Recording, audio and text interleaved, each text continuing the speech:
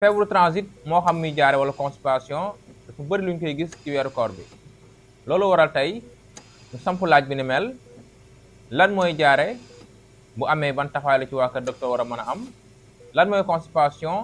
bu amee yan taxawaay lañ ci war a mën a am boo bëggee seetaan vidéo complète bi mën nga jaar ci bio bi fekk ñu suñu chaîne YouTube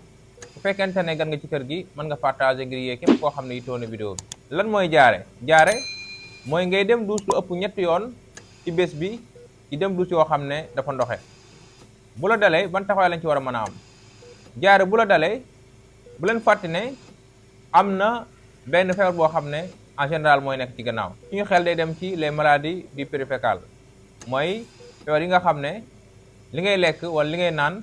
da nga naanaale doomu jàngoro boo xam ne moo lay jox benn feebar boo xam ne day ànd ak jaare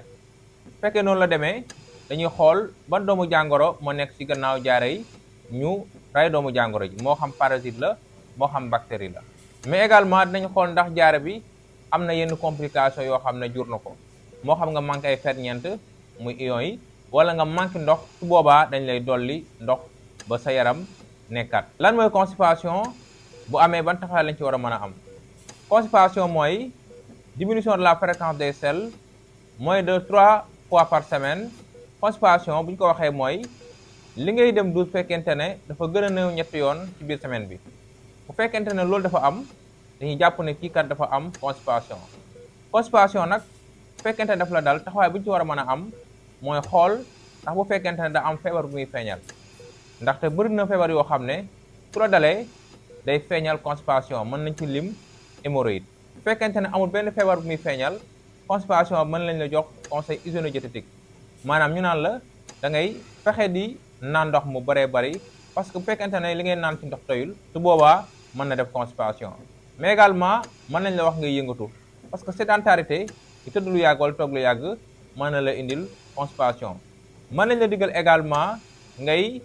lekk-lekk yoo xam ne dafa riche en fibre bokk na ci les céréales bokk na ci les légumes bokk na ci les fruits mais également mën nañ la jox ay garab yoo xam ne